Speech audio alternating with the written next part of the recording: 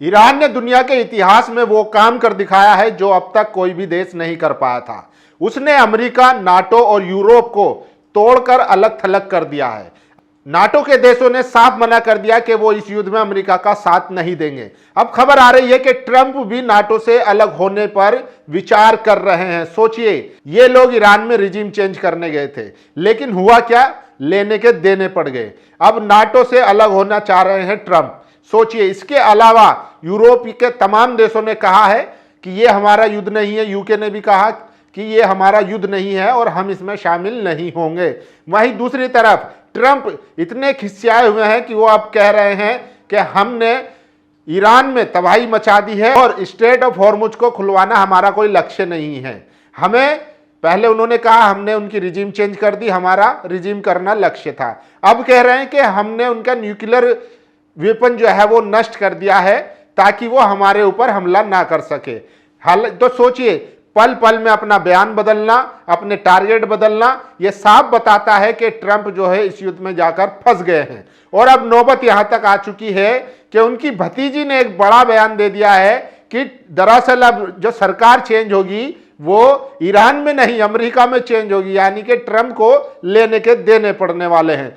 पिछले हफ्ते इसी वीक में आपने देखा, अमेरिका के 3000 से ज्यादा शहरों में लगभग 1 करोड़ लोग सड़कों पर उतरे, वॉशिंगटन डीसी को घेर लिया। वहां पर ट्रंप के खिलाफ नारेबाजी हुई, ट्रंप को तानाशाह कहा और उनके साथियों को जेल भेजने की मांग की। तो सोचिए, यह युद्ध अमेरिका और ट्रंप के लिए कितना खतरनाक साबित होता जा रहा है। वहीं दूसरी तरफ सोचिए, जो ईरान सालों से सैंक्शन झेल रहा था दुनिया के, अब वो आजाद हो गया है। अब उसके तमाम सैंक्शन हट गए हैं। स्ट्रेट ऑफ हॉर्मुज पर उसका पूरा कब्जा हो चुका है और उसके संसद में बिल भी पास हो चुका है कि जितने भी जहाज यहां से गुजरेंगे, दुश्मनों के जहाजों को यहां से गुजरने नहीं दिया जाएगा। और जो मित्र देश हैं उनको रियायत दी जाएगी, लेकिन टोल भी वसूला जाएगा।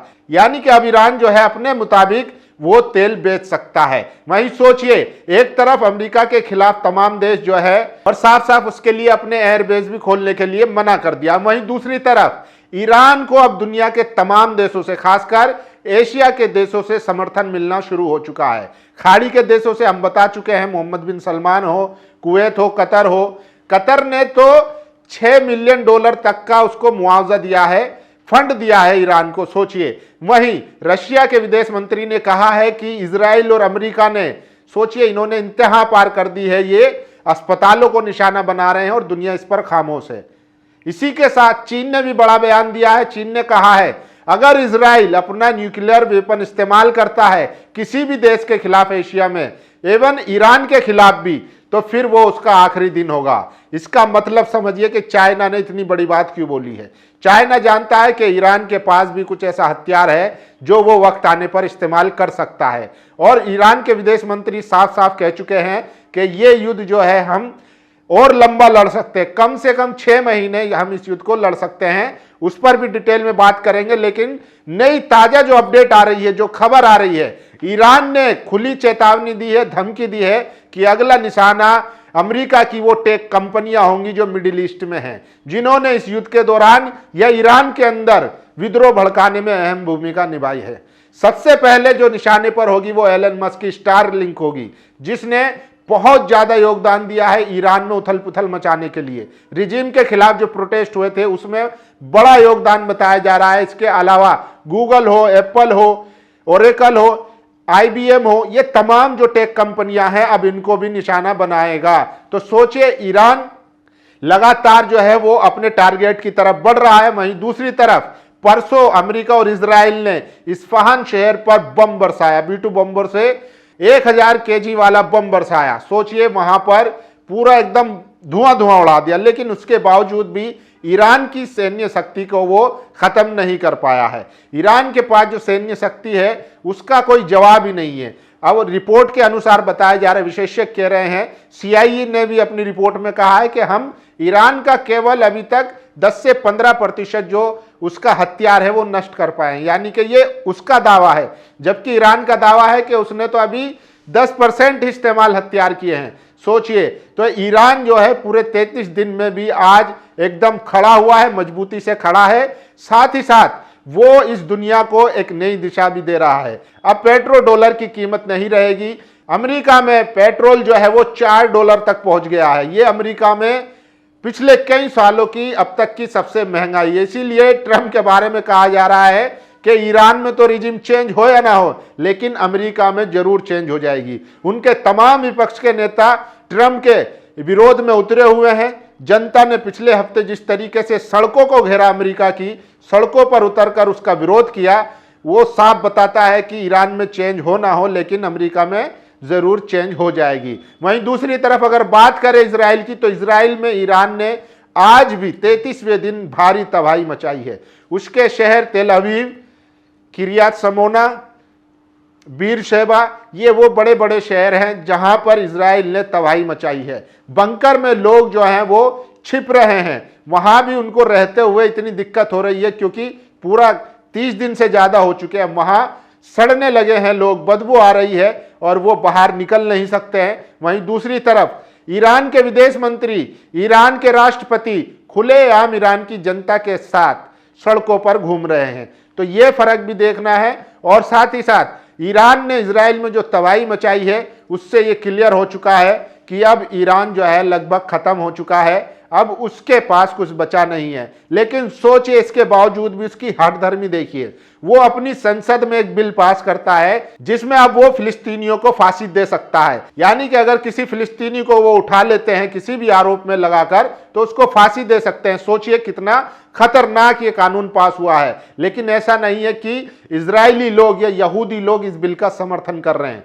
इजराइल में इस बिल के विरोध में लोग सड़कों पर निकले हैं, जो असल में यहूदी हैं, जो इंसानियत को, मानवता को मानते हैं। लेकिन सोचिए, ये जायनिस्ट लॉबी जो है पूरी तरीके से मानवता के खिलाफ काम करती है।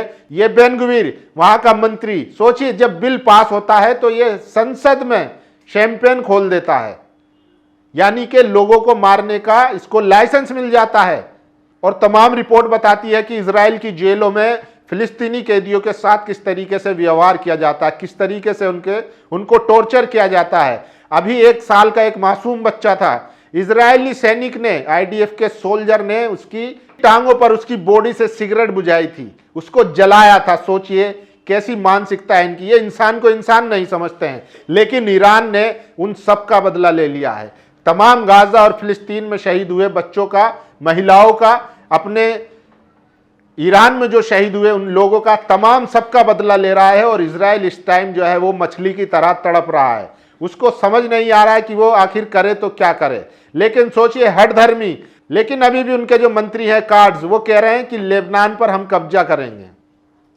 लेकिन हिजबुल्लाह करारा जवाब दे रहा है। हिजबुल्लाह फिर से एक्टिव हुआ है और उसने लगभग कई इजरायली सोल्जरों को, आईडीएफ के सोल्जरों को मौत के घाट उतार दिया है। सोचिए, लेकिन इनकी जो पॉलिसी है ग्रेटर इजराइल की, उसको लेकर अभी भी ये उसी पर काम कर रहे हैं। नेतन्याहू, उसको पता है, इजराइल की तमाम मीडिया और जानकार बताते हैं कि ये नेतन्याहू इजराइल के लिए या यहूदियों के लिए या उनकी रक्षा के लिए युद्ध नहीं लड़ रहा है, वो अपने अस्तित्व को बचाने के लिए जंग लड़ रहा है। क्योंकि उसको पता है कि जैसे युद्ध खत्म होगा, कोर्ट में उसके खिलाफ करप्शन के चार्जेस चल रहे हैं और जनता भी उससे भड़की हुई है, वैसे ही इसको सजा होगी और ये जेल में जाएगा। इसलिए वो चाहता है कि इस देश को जंग में शामिल रखे और अपने इंटरनल मैटर के छुपाने के लिए सामने वाले दुश्मन को दिखाया जाए। वहीं दूसरी तरफ अब खबर आ रही है कि तुर्की ने भी साफ कह दिया है कि तुर्की ईरान के समर्थन में और ईरान के साथ खड़ा है। यानी कि सोचिए, इस युद्ध का ये शुरुआत कहां से हुई थी, मतलब एक मजाक बना दिया है। और ट्रंप और नेतन्याहू ने अपनी हठधर्मी के लिए पूरी दुनिया को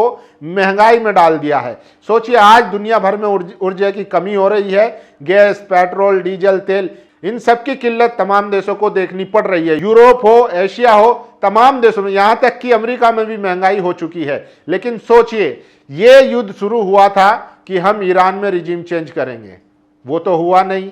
अब नौबत यहां आ गई कि हम स्ट्रेट ऑफ हॉर्मुज खुलवाकर इस युद्ध को समाप्त कर देंगे, तो वो भी नहीं हुआ। अब तो सोचिए, पहली बात तो ये समझिए कि पहले से जो स्ट्रेट ऑफ हॉर्मुज खुला हुआ था, ये स्पेन के एक नेता ने यह बात कही है कि भाई आपने युद्ध किस लिए किया, उस स्ट्रेट ऑफ हॉर्मुज को खुलवाने के लिए जो ऑलरेडी खुला हुआ था। तो समझिए कि इन्होंने अपना भी नुकसान किया, दुनिया का भी नुकसान हुआ, लेकिन इसमें ईरान का एक फायदा हुआ है। अब ईरान जो है वो आज़ाद हो चुका है, अब उसके ऊपर कोई सैंक्शन नहीं लगेगा। उसने साफ कह दिया है कि वो एटॉमिक एनर्जी जो संस्था है उससे भी वो बाहर निकल जाएंगे। अब वो खुलकर जो है अपना न्यूक्लियर वेपन भी बना सकते हैं। तो फायदा तो ईरान को हुआ है, सोचिए। लेकिन ट्रम्प की सारी हैकड़ी निकल चुकी है और ट्रम्प समझ चुके हैं कि अब उनके बस की कोई बात नहीं है। लोग उनका मजाक बना रहे हैं, उनकी खिल्ली उड़ा रहे हैं। सोचिए, कहते थे कि हम स्ट्रेट ऑफ हॉर्मुज खुलवाएंगे, रिजीम चेंज करेंगे, न्यूक्लियर प्लांट इनका नष्ट करेंगे, लेकिन कुछ भी हासिल नहीं हुआ। उल्टा ईरान अमेरिका में रिजीम चेंज होने की नौबत आ गई है। तो युद्ध के 33 दिन की यह बड़ी अपडेट है। ईरान जो है अब खाड़ी देशों में और आसपास के क्षेत्रों में वो तमाम टेक कंपनियों को निशाना बनाने जा रहा है। आप लोगों की क्या राय, अपनी राय जरूर दीजिए। शुक्रिया। नेशनल दस्तक की आपसे गुजारिश है कि अगर इसको बचाना चाहते हैं तो नेशनल दस्तक को सब्सक्राइब करने के लिए रेड कलर के सब्सक्राइब बटन को दबाएं, फिर बेल आइकन की घंटी दबाएं। नेशनल दस्तक को बचाने के लिए बहुत जरूरी है कि हर खबर को शेयर करें, लाइक करें, कमेंट जरूर करें।